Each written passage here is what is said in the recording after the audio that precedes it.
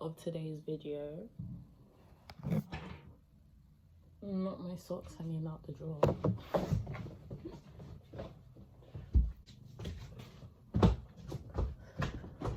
No advertisement. So, do I like the way this is like? I think it's a bit overexposed. I'm happy with this. Wait, should I just wear black?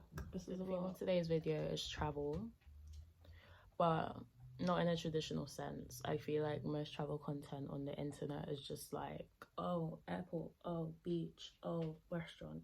But I think that now that traveling is becoming a lot more accessible to all of us, there's more conversations that need to be having around it. I want to speak about the places that I've been to. I want to speak about tourist traps. I want to speak about what traveling means socially. The first time I ever went on a plane, I went to Sierra Leone. I was 9. I went with my mum and my auntie.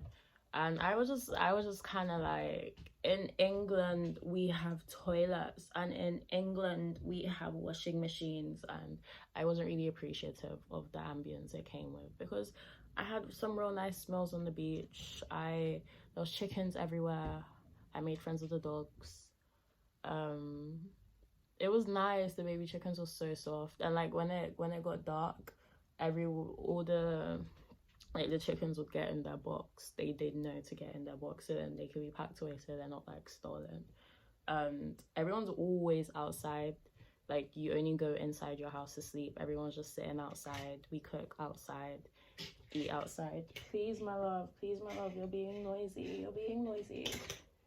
Everyone, it's a very, like, I remember when I went to the river to wash my clothes with my cousin, and everyone's just so free there. Like, especially women, they don't always be wearing tops either.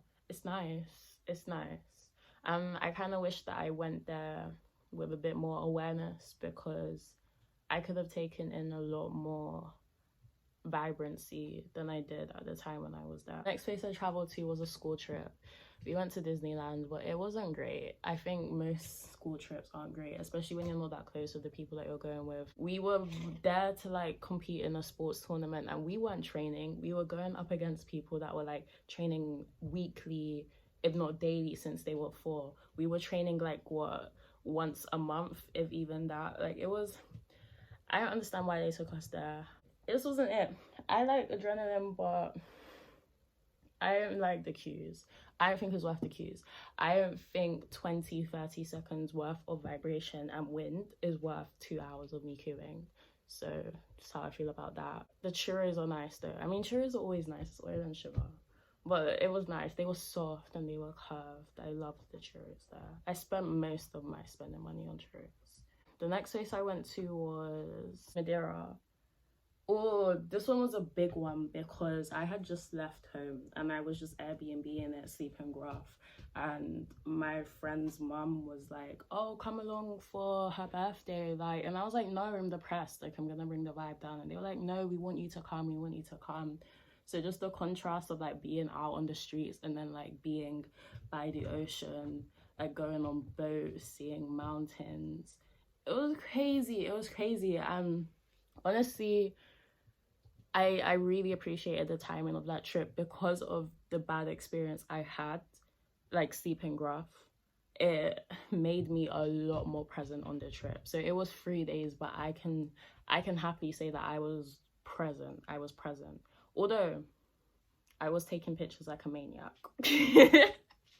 So as far as presence goes, like, I say it is a bit unpresent when you're constantly trying to capture the moment. If I could go back, I wish that I would spend a bit more time taking it in and less time like trying to like create content. It was my first like holiday. Like, there's pools and there's jacuzzis in the hotel. It was, please don't do that. Please. I think I just wanted to make sure that I had enough to look back on. But the funny thing is, after you leave these places, like, looking back at like the videos and photos you took isn't the most pleasant thing. And I mean, I did fall out with the parent that took me, and then I went back to like just living the way I was living. So there was that.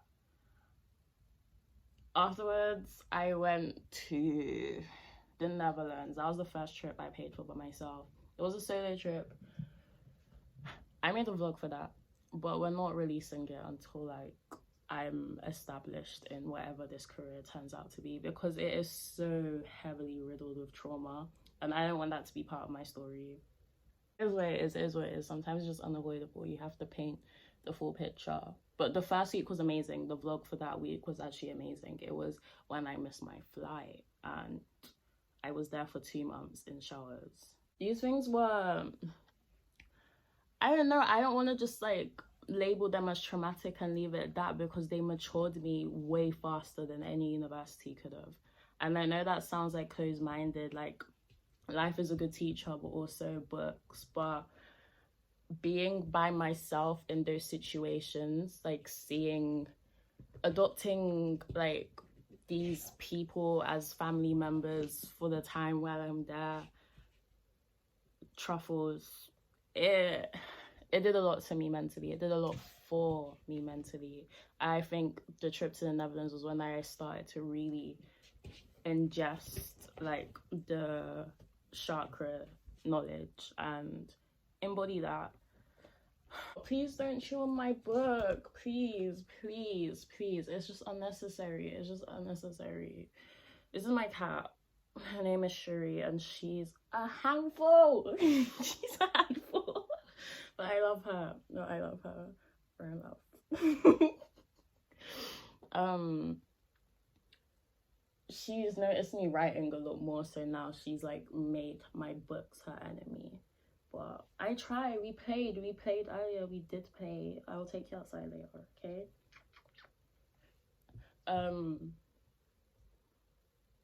Netherlands, and then Turkey, which was some real Disney Channel shit for me, because I paid £60 for my plane ticket to get there. I decided I was going 2 days before I booked the plane ticket, like the Netherlands actually.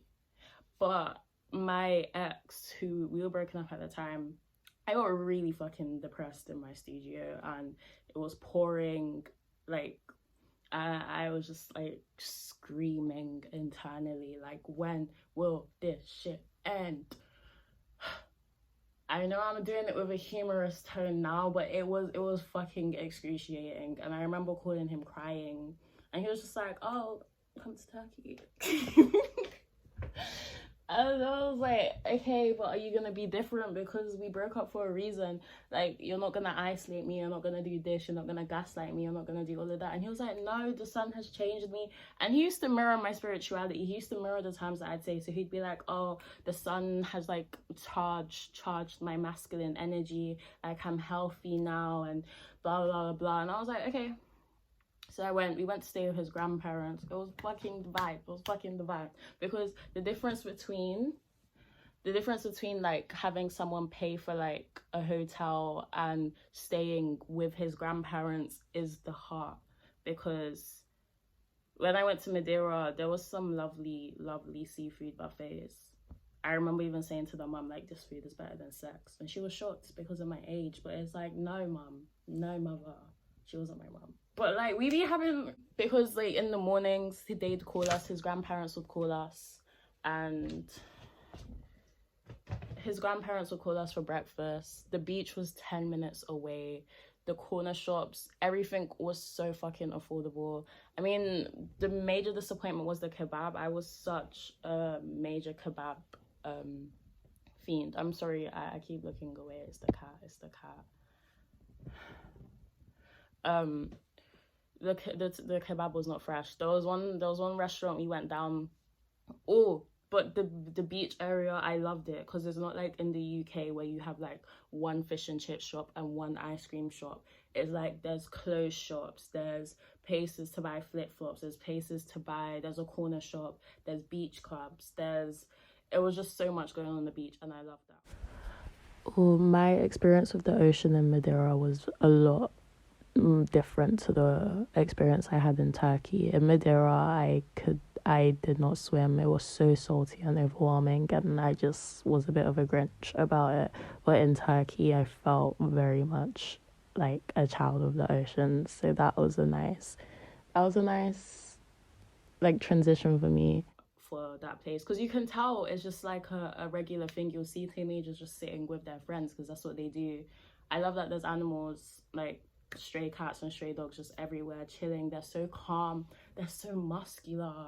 Turkish animals are built. There was one kebab shop that we went to on the beach, and as soon as they put it down, babe, please, as soon as they put it down, it stank. I don't know why he paid them for that food. I wouldn't have paid them for that food, but it was not the one. But home cooked food from his grandparents was a plus. Are you gonna behave? Because I don't want you attacking my charger. If this phone falls down, I don't know how to get it in the right, like, back in the position that it is. Like, please just help us out. I wanted to speak about elitism when it came to traveling, because I feel like a lot of people are like, oh, and we went here, and we went here, and we went there. It's like, have your flex, but it shouldn't end there. Like, I was talking to someone the other day, and I tried to tell them, because at first I was talking about surfing in Sierra Leone, because there's a surf club in Sierra Leone. I was watching a documentary, and I was like, I need to learn how to swim. I can swim, but I can't swim the way a surfer swims. And he was really quick to be like, oh, you're a stereotype, you're leaning to a stereotype. And it's like, no, because when I went to Turkey, I had such a beautiful reclamation of the ocean. I remember the first day, the way the light was reflecting off of the waves, seeing everyone out having fun, feeling it, being weightless, being in the warmth with someone that I adored at the time. It was bliss. And there were even, it's just like, that would have been something I'd love to like share with them in the conversation. But as soon as I was like, oh, I traveled, they were like, oh, and I went to, they started listing countries, dragging out their internal dialogue to like set the scene, to put emphasis on certain things. It's like, oh, and the club went onto the beach, it went on, and it's like, he's making such a big deal about the way this place was built. And it's like, okay, have your flex, but don't let it end there, because that's shallow. Like, what about it? Okay, you were on the beach now, how did it make you feel? What did you do there? Don't just come, especially because I was sharing something that I wanted to talk about. If you're gonna take the floor, don't fucking fill the air with just shallow, oh, I went here and I went there. Like, tell me what you did there, tell me how it impacted you. I just got a bad taste in my mouth about that person, because it's like, oh, you just want to compete. You just want to compete, because we could have let some real beautiful energy into this room. Maybe let me speak about Turkey, but we're in front of the camera now, so fuck him. Anyway, it's just like, no, we're going back to it, because it's like, oh, you're making such a big deal out of the fact that the club led onto the beach. And it's like, yes, a beach club, I've been to them. Like, I also fucking sipped my Sprite and hopped straight back into the ocean, because that's the way they're built. And it's like, tell me about that. Don't just flex that you've been there and leave it there. It's shallow. Because let me practice what I preach. Let me speak about those days. But they're like lined up next to each other. So even if you're in one beach club, like, the people, you can hear the music from the other beach club. I think that was a thing, like the noise pollution. But everyone, it's the same ocean. But it's just like sections based on each club. I wish I recorded it better, but the trip goes sour, so I deleted all of my shit. With good reason. They live rent-free in my memory. Don't attack my phone, please.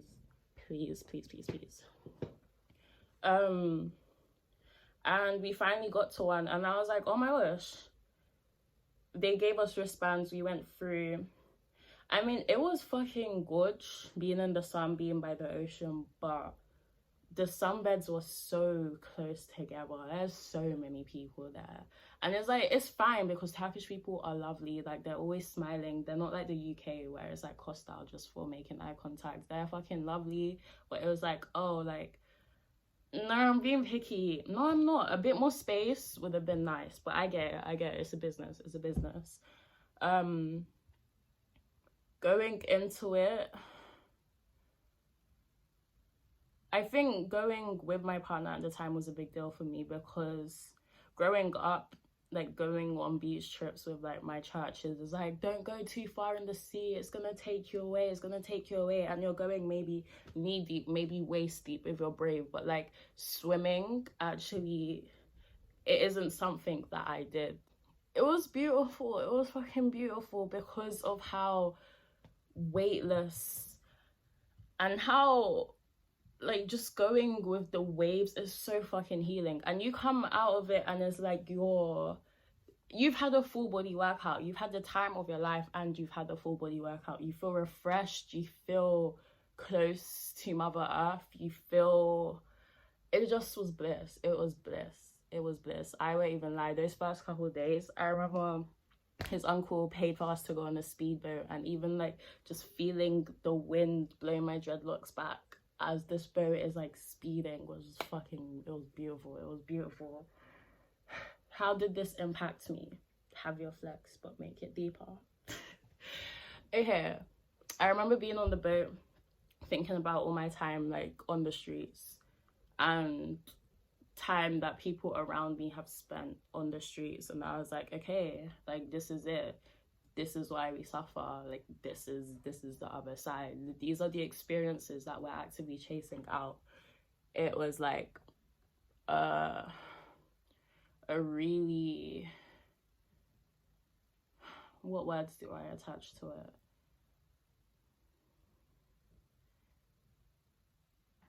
I don't want to say surreal, because I was grounded and I was enjoying it and I was accepting it and I was thriving in it.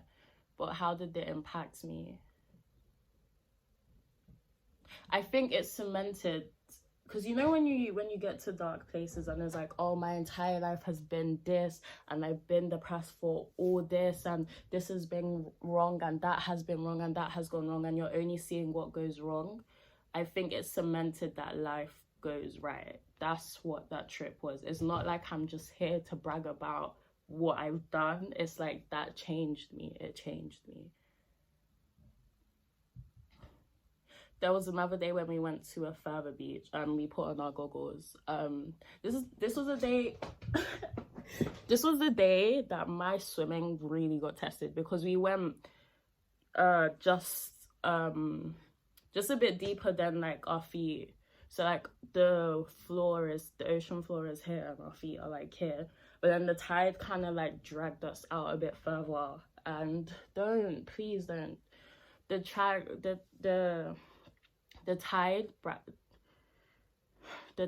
dragged us out further, and he was trying to keep me up, but then I don't know who got a cramp. I don't know if we were just getting tired. I don't know what happened, but it was just like, okay, lay on your back, and just go towards shore. Nancy, you're going the wrong way, just lay on your back and go. I didn't explain it well. I started to cramp up, and this is when the tide had taken us out further than we thought, and he couldn't keep me up and keep his head above water at the same time. So if I continued like flailing, like if I panicked, if I started, like if I didn't keep my cool and lie on my back, just trust that I'd get back to shore, it'd have a very different outcome.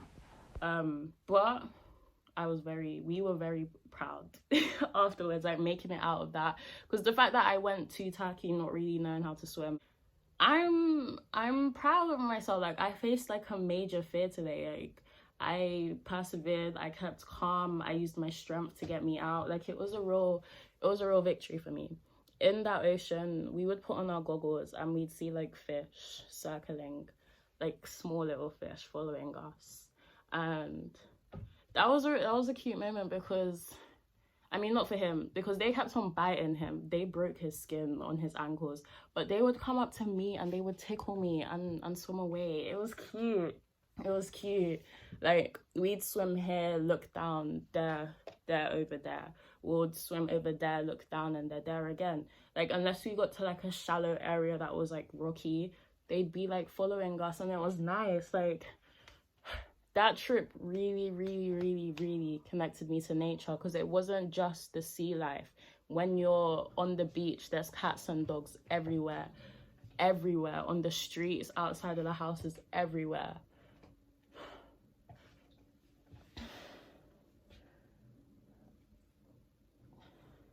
And they're so well behaved. Looking at Shuri now, fucking putting her toy on my book so it looks like she's innocently scratching at my book.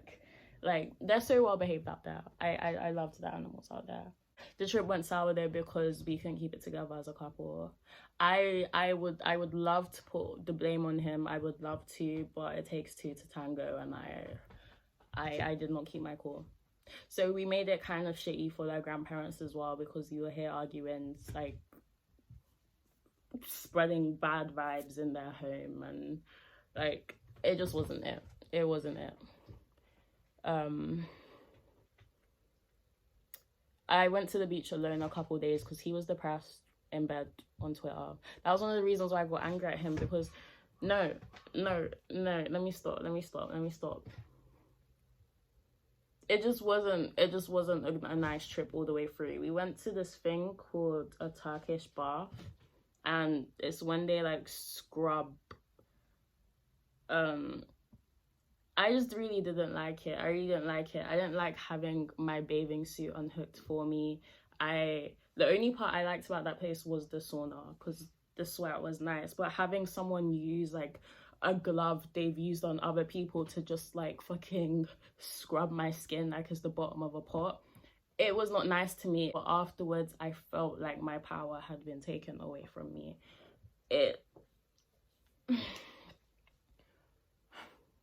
Some people enjoy it, some people love it. So let me not even say like I'm not speaking for Turkish baths as a whole, just my personal experience. I didn't like it. I think because I didn't know what it was going into it, and just seeing, like, feeling the abrasiveness of it, having someone bathe me, having, like, even the slabs that we were lying on. I think that's the only, like, spa treatment I've had. The closest I've had to that is getting my nails done. So I think I just wasn't prepared for it. I just didn't feel good after that. I don't think the place we went to was that clean either, but let me not. It didn't feel good. Like, afterwards, my skin was so dry. Like, this glow you're seeing now, it was not present. I looked grey. I looked dry. I felt fucking, like, I remember getting out of that room and just putting the towels on and fucking, like, just going into that, like, comfort mode, because I just did not feel okay afterwards. And funnily enough, that marked the turning point in our trip, because that's when, like, we started to argue on the beach or in the home, or it just, that was what it was. And that is why I deleted all my shit. A lighter note, we went at night. The beach clubs turn into like clubs, like nightclubs, and we went there and it was great. Like, I loved seeing the dancers on the stage. I had like a moment with a lady. We danced together, we hugged, she blessed me. A lot of people were saying mashallah to me. Even I was surprised though, because as a Christian, an ex-Christian, you're kind of taught that, like, oh, the club is like the opposite of the church because it's people gathering in a sinful way. So to do all of that dancing and to let myself free like that, and to see people still like saying mashallah and like, you're so beautiful, and they have all of this good energy for me, that was healing. So I'm not just here to flex about going clubbing. It was healing. It was a healing experience. I remember he got me a dress as well. Oh, that's another thing, shopping. They're so hospitable. I tried a few things on in the change room, and at a point they started bringing things to me. So I'd come out and they'd pass it to me and I'd try it on. He was out there. It was a nice little pretty woman moment. It was nice.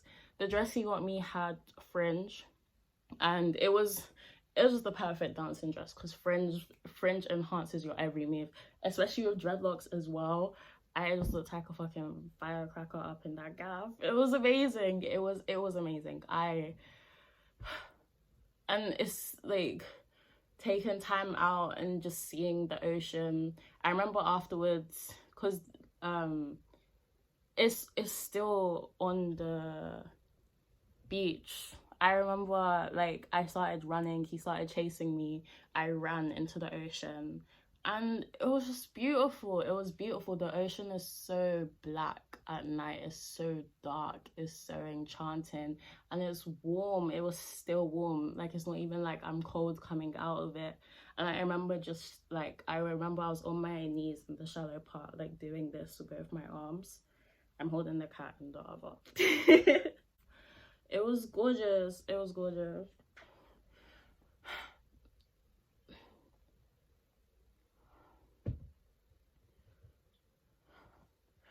And then afterwards we took this picture. But I'm kind of salty about it because the dress looked a lot nicer before it got wet. But I'm glad I have this moment. I'm glad I have this moment.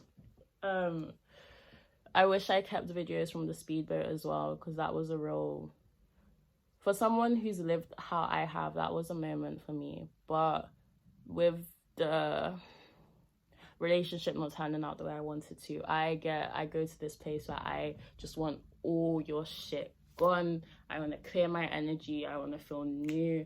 Everything, this in the bin, this in the bin, that in the bin, recently deleted, fucking gone. Honestly, it's not like erasing the pictures erased my experience. I still have my experience, and I was way too touchy-feely in those videos, and that relationship was not what I was making it out to be on camera. So I'm glad they're gone. I'm glad they're gone. Do I have anything else to say about Turkey?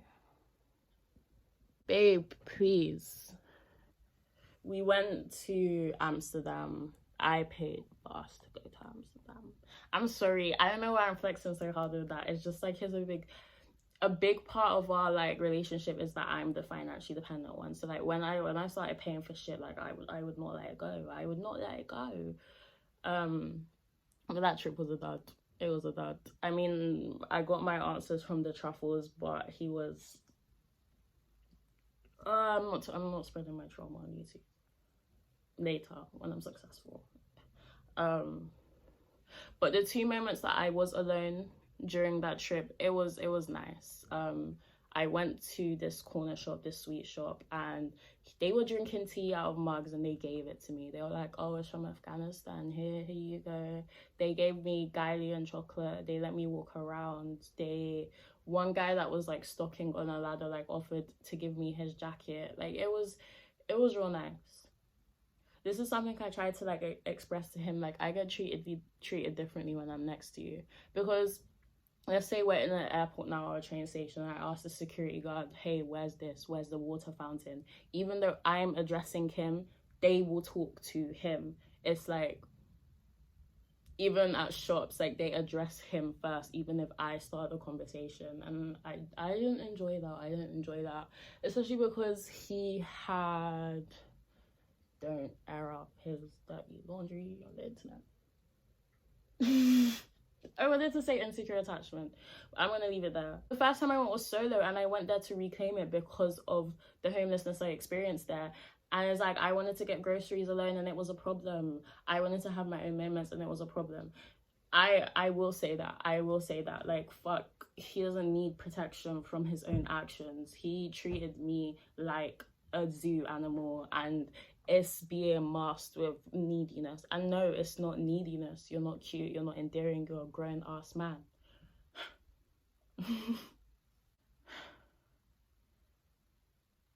The Amsterdam trip, though, this is when I started to like become aware of the term tourist trap. So like a low quality thing that's just pumped out because they know there's a lot of traffic in that area, so they're gonna get business. We went to this place, and spaghetti bolognese is one of my favorite meals. I was like, oh my gosh, I'm in Amsterdam, let's support small independent businesses. This is so cute. Look at those people eating their pizza over there. Like, I really use the aesthetic of it to glamorize it in my head.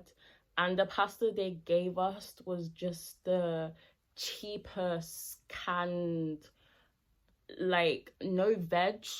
Like, he got carbonara and it was like literally ham and like the wet sauce and the pasta, and my bolognese was literally like just tinned tomatoes and mince, like no veg, no al dente in the pasta. There was just, you can just tell that there wasn't any effort or vibrancy put into that food. And it's like, it's pasta is simple, put some heart into it, like put some heart into it.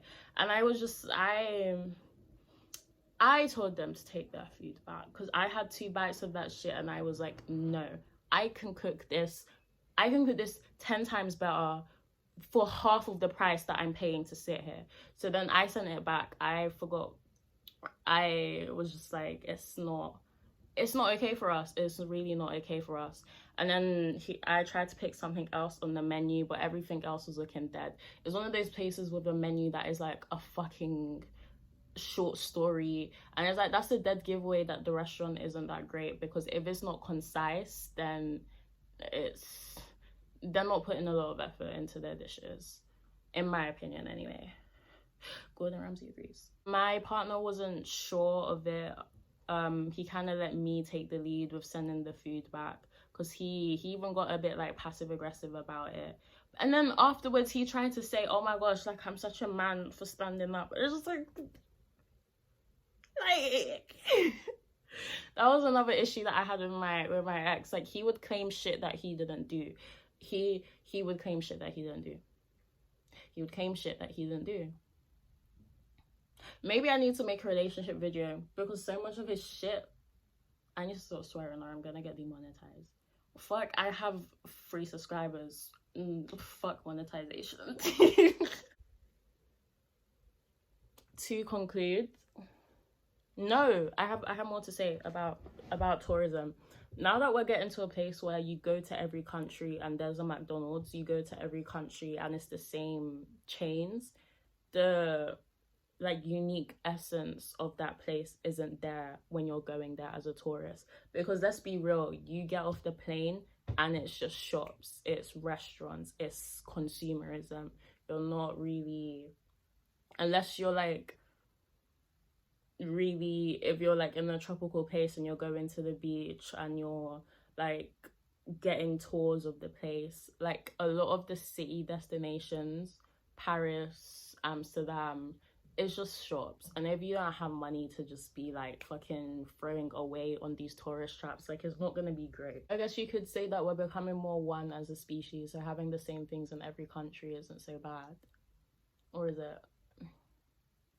Because then you have the issue of cultural appropriation, then you have the issue of like the locals being exploited by tourism. These are big issues that I'm not well researched enough to go into right now. But why do I end sentences with a connective? I just want to say though,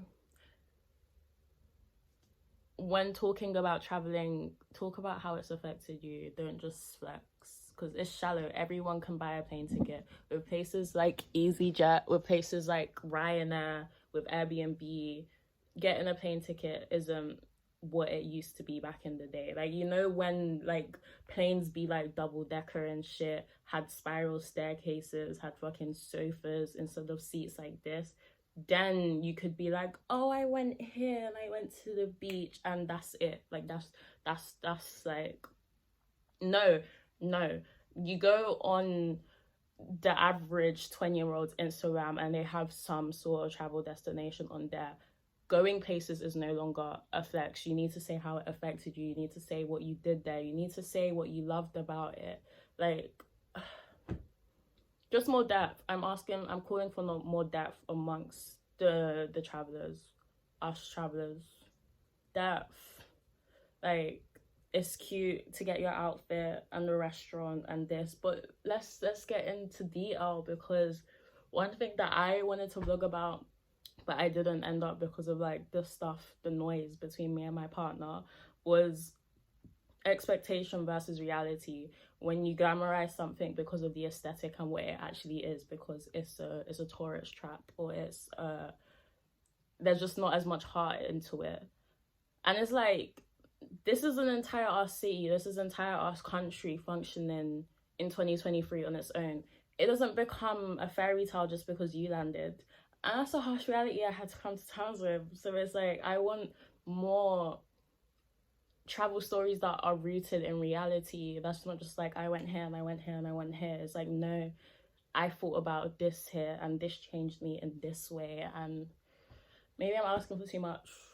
Just enjoy your shit. It's just because, like, you tell someone that you traveled somewhere and their response is to list off where they've traveled. Like, these are, like, fireside girl patches. And it's like, no, let's have conversations. Because I think the true essence of traveling is getting out there and exploring, not just having medals to flex with. Changing, growing, developing as an individual, not just, oh, I've had luxury, have you had luxury? Like, it's a shitty way to feed insecurity, because at the end of the day, anyone that has to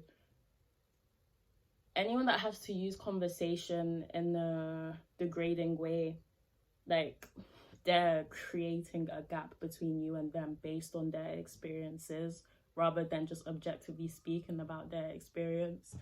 It reeks of insecurity, and it's like, you woke up, chose insecurity, and now I have to receive this bad energy. I don't like that, because the person I was talking to, it's like, I was talking about swimming. We were talking about, the last thing you said to me was, I'm perpetuating the black people can't swim stereotype. But that's a conversation, that's a discussion to be had there. How the ocean feels on our skin is a discussion to be had there. But it's like, no, time to compete. Let me list off all the places I've been to.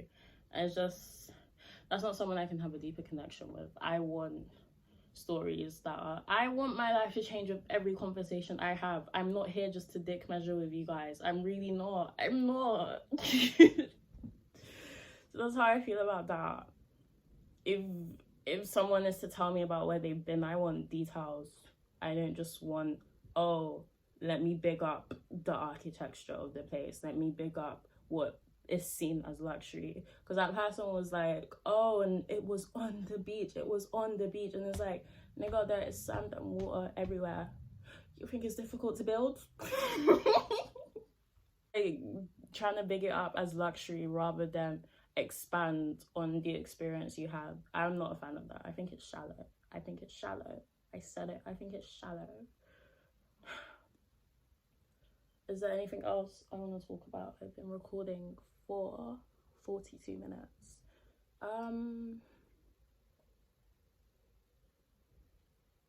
Not really, you know.